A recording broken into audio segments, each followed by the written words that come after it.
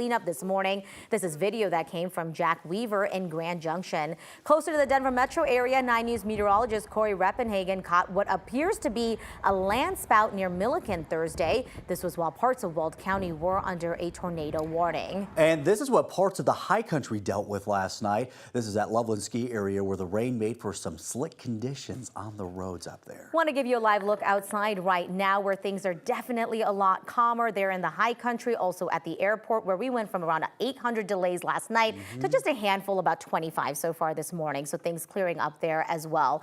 Thank you so much for sharing a part of your morning with us. I'm Anusha Roy in for Corey Rose. And I'm Jordan Chavez, TGIF, my friends. Let's get a check of that forecast. Of course, Ed, we're in for more moisture today than a hot and dry weekend. Yeah, we really are. And a hot and dry weekend and a hot and dry week as we look ahead. We have a real string of warm weather, but in the meantime, we do see temperatures in the 50s, 60s. We do have some 70s over the eastern plains. We're seeing 40s, 50s, and 60s as you head to the mountains in West Grand Junction, almost at 70 degrees. Now, here's what we've got going on. This is the moisture with leftover from Alberto, and that is pushing over the area. Some showers and thunderstorms will continue to do that, and we will see them mainly over northeastern Colorado, the metro area mountains, and off to the southwest, southeast, not so much as far as the showers and thunderstorms go, and you see that in the thunderstorm risk. 87 today with a chance for a late day shower or thunderstorm. Then for tomorrow, 90 degrees. The sunshine comes back and stays with us. 94 with sunny skies on Sunday, 97 on your Monday, 95 and 92 for your Tuesday and Wednesday, but a late day storm is back in the forecast. And thank you so much. 6:01 is your time for this Friday morning. We are taking a live look right now of I-225 and Yosemite Street.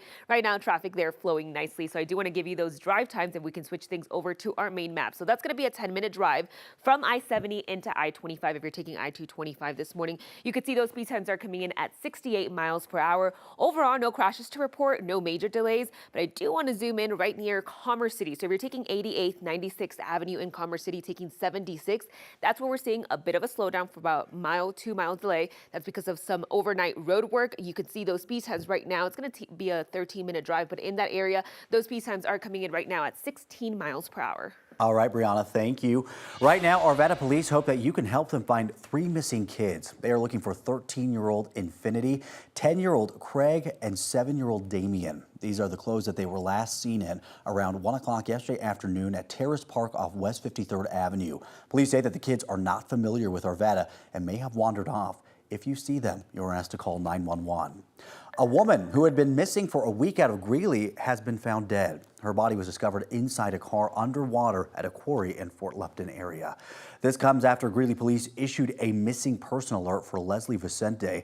The 19-year-old from Aurora had traveled to Greeley to attend a religious event and never made it home. Police say an employee of Gravel Quarry called 911 after noticing signs of a car went into the water near Highway 85 and Weld County Road 22. Since the car was recovered in Fort Lupton, police there are now handling this investigation.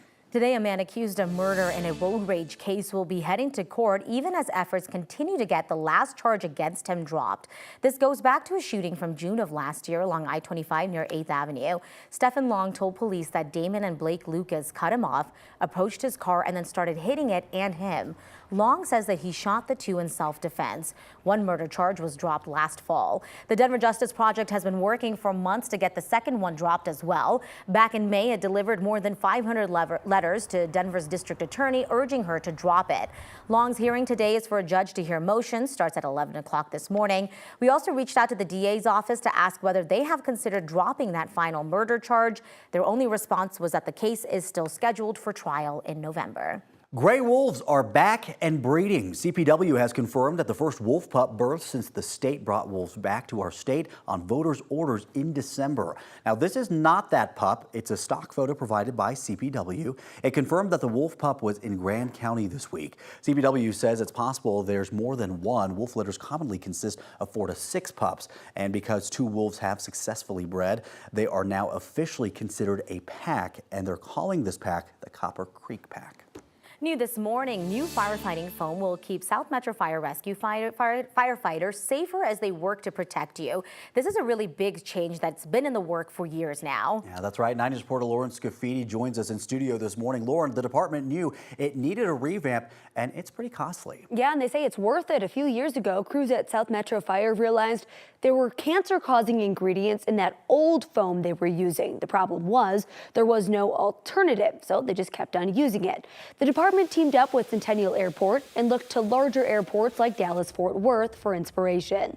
South Metro set up a training center at Centennial Airport for other firefighters. The department hopes that they can make it a more common practice throughout the state. South Metro Fire Rescue looks back on other incidents that could have put people in danger the past few years. We had an airplane crash on 470 that caught fire. And one of our big concerns was if we'd have put fluorine foam in the middle of that highway, we could have potentially caused a huge cleanup. Now, we would have done it if there was lives at risk, but fortunately those people had evacuated the plane, so there were no lives at risk. That was a couple years ago. Division Chief Scott Richardson says not having to worry about a hazardous materials cleanup that was needed with the old foam will really be a big game changer when it comes to everyone's safety. To date, South Metro Fire Rescue has spent $107,000 on the new foam. The department says to completely make the switch, it could cost more than $200,000.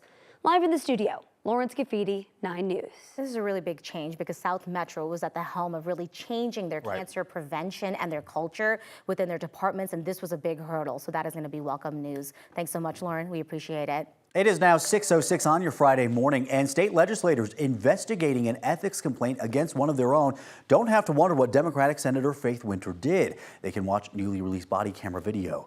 The North Glen City Council filed a complaint with the state Senate saying that Winter appeared to be under the influence of something at a meeting in April. She apologized for her behavior the next day and said that she was seeking substance treatment. 5 state senators, 3 Democrats and 2 Republicans are now deciding whether to move forward with an ethics investigation.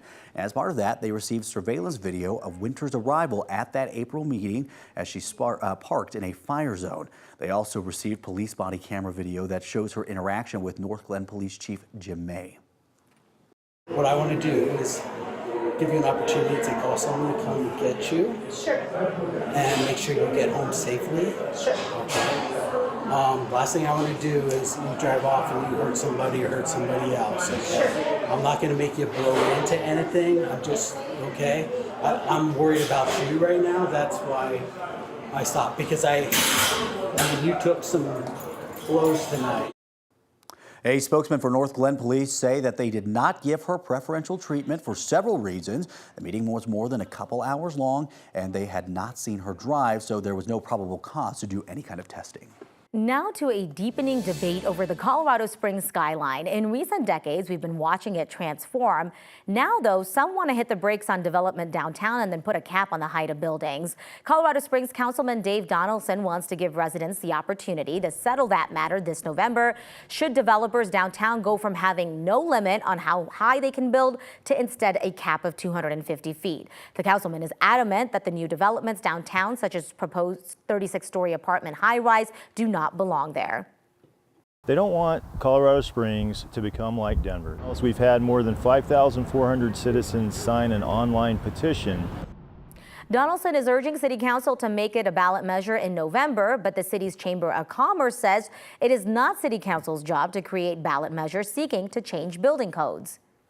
It's to determine whether or not these projects fit this form-based code that's been put forward and agreed to by previous city councils. Our city is going to grow. We're the second biggest city in the state, and we will eclipse Denver probably before 2050.